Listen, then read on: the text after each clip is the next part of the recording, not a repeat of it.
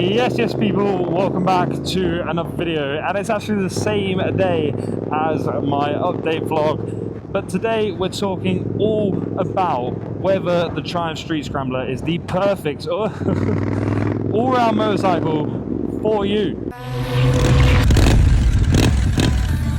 Now, I'm going to start this one off straight away with, if you're looking for a modern classic motorcycle which has a retro sound but all the comforts of modern technology, no carburetor, traction control, ABS, multiple rider modes, a USB charger, this is the bike for you because it sounds unbelievable. Parallel twin with a 270-degree crank, which is unbelievable.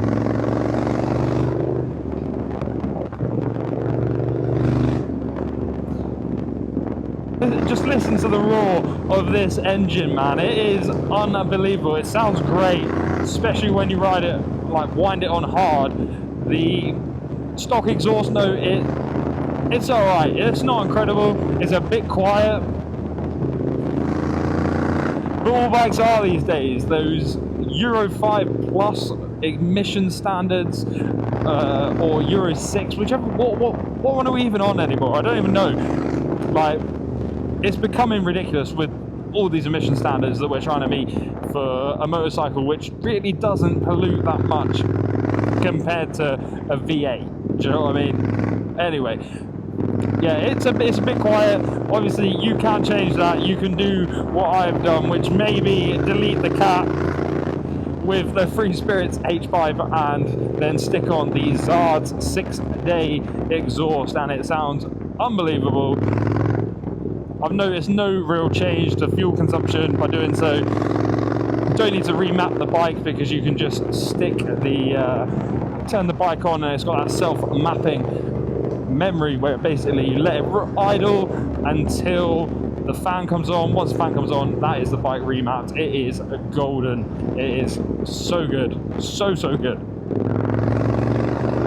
Number two, if you are looking to go off-road on light off-road trails, consider this. I'd probably look at the Scrambler 1200 if you're trying to do some more like serious off-road trails, like serious green lanes here in the UK as well, to be honest, because as good as it is off-road, it's not incredibly high ground clearance. It kind of does like lack some ground clearance, should we say. It's seen better days. Anyway, we're going straight over here, which is a bit of a weird roundabout setup. Easy enough to navigate though. The Scrambler 1200 might be better if you're looking to do more serious off-road work, but if you want the occasional like fire road, occasional green lane, like beginner ones, this is a decent bike to try it on. You're not going to be going around doing the Valley's hard enduro on this bike. It is just not geared for that. Of course you are. Why wouldn't you be? NPCs are out driving, aren't they? It's got to be a gap, No, because it's twisty. I chose the twisty option. Therefore, I'll just sit behind you all day because I can't see. If you're looking for a bit of something that can kind of go on a decent tour, this is it. I'd recommend buying the Triumph luggage rack if you're looking to tour on this motorcycle. But yeah, I've ridden this thing for like 2-3 hours at a time on the motorway, and I've got no real complaints. Like, it does what you'd expect. It's not got a screen, so you do feel some of the wind a bit more than if you were on like an adventure bike. But again, you've bought a Scrambler, not an adventure bike, so that's kind of the trade-off that you get for choosing this bike. Now, is it going to look good on the motorway? Are people going to like probably have a little stare? Of course they are, because it's a Scrambler and it looks sick. Nice hill climb, roll on the throttle, 12% incline. Oh yeah. Dark visor. Deliveroo Race. It's the first Buckinghamshire Grand Prix. Bash is coming along, absolutely flying. Looks over his right shoulder, easy for the overtake. Somebody call Harvey rides bikes. Let's get this race sorted, man. Me versus him, let's settle this. YouTube commentators for racing. I've got him nipped, I'm telling you. Yeah, if you are going to do motorway journey, you can do them. They're relative, like the bike's relatively comfortable on the motorway. Like after a while, the lack of cruise control is going to start to get to you. But there's like BTEC cruise control that you can get, i.e. There's things you can do like fitting a throttle lock. Definitely if I'm going to Devon, I'm thinking about fitting a throttle lock, just like one of the cheapy ones from Amazon. It's not going to be perfect, it's not going to be incredible. It's not going to be incredible, it's not going to work 100% of the time and keep you bang on 70, but do you know what, for like just taking your hand off for a second to relax that wrist, it's going to do its job, isn't it? Like that'll do, donkey. Oh, big Sendz. Coming up on the micro, checks his shoulder. Oh no, he goes through for the lead. Woo!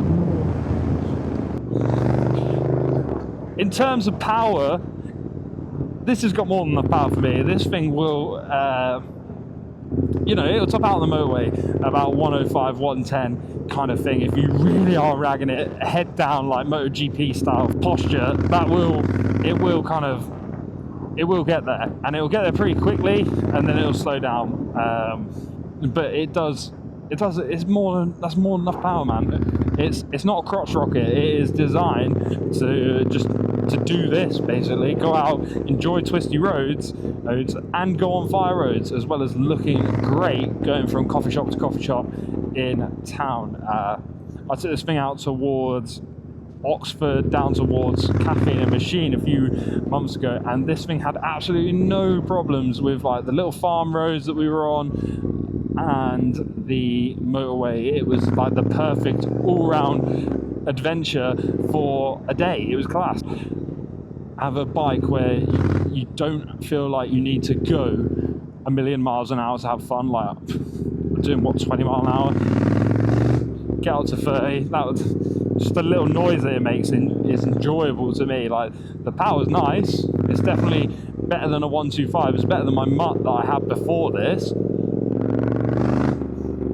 But sometimes riding a fast bike slow is boring, whereas this bike is not overly fast, but it's definitely enjoyable. Now, I see this as a bit of a con, but a lot of people have told me that they don't ride a motorcycle for having like all the mod cons that you get in your car. But personally, like when I ride, I go to new places like I am now, and I need to know where I'm going. Like as good as Calimoto is, and like Apple Maps, Google Maps, whatever you're using, sometimes it's confusing, and if you haven't got a way of seeing your phone built into the bike, you have to mount it externally like I've done. So to me, having that phone integration like you can on the 1200 and like some adventure bikes where literally you get Apple CarPlay, is ridiculous, is really handy, because it just gives you the option then to have the phone on, or just have it off, man. Like if you don't want it, just don't use it. But I like the idea of having the option. So maybe if you are all about having some kind of way to mount your phone or connectivity, this isn't the bike for you. But some people like that. Some people like the idea that they can just switch off from like reality and just enjoy what's going on. If you are in the market though for a bike that has like zero connectivity, a few little rider aids here and there, which you can just turn off, you just ride not off-road mode, you still get your gauge, your speedo, which is class, then this is definitely the bike for you. Like you can properly ride this thing like bare bones if you want to. I'm really wearing out my brake pads on this. I'm just trying to avoid pothole and gravel, because that is the enemy of a bike like that one. If you're looking for a Hooligan bike, this thing's kind of like, it gives you the, makes you want to brat the throttle constantly. You know what I mean? Like that. It does make you want to brat the throttle constantly, and like, yeah, change my name to Mr. Braps because I'm constantly on that throttle. So yeah, it's kind of ASBO inducing in terms of like making you want to brat the throttle, but it's not a Hooligan bike. Like, you're not gonna, probably not gonna be putting the front wheel up. You're not gonna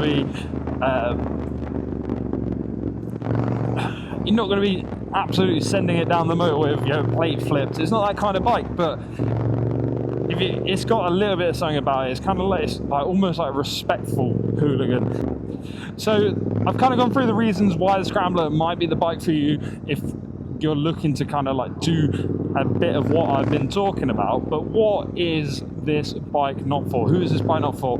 If you want to pop the front wheel up, this thing is heavy, 225 kilos, wet, with a full tank of fuel, which mine is not anymore. I have seen people do it. There is a clip on YouTube of a bloke wheeling a Scrambler, which is unbelievable. I've also seen someone doing it in London on a shoot, so it is definitely doable. But yeah, it's not that kind of bike. It's not an MT-07 where the wheel's just going to come up, or an MT-09 which wants to rip your hands off by the sounds of it, which I'm very much looking forward to when that 09 SP can get back on the road and we can swap bikes. You know, I can take out his 09 SP and try not to kill myself. If you're a die-hard tourer, if you're somebody that is gonna want to, this is a lovely corner. If you're a die-hard tourer, this might not be the bike for you. I'll let you know once I've done the NC500 if this bike can tour, because that will be about, it's about 500 miles up there and then 500 miles around, followed by 500 miles down. So, you know, it's going to be a 1,500 mile round trip on the bike. So it's going to put a lot of mileage on the Scrambler very quickly. So I'll be able to tell you with certainty what it's like to do a week and a half trip on the Scrambler, riding a decent amount every day, also putting in content every single day. Like, it will be busy, but it'll be worth it.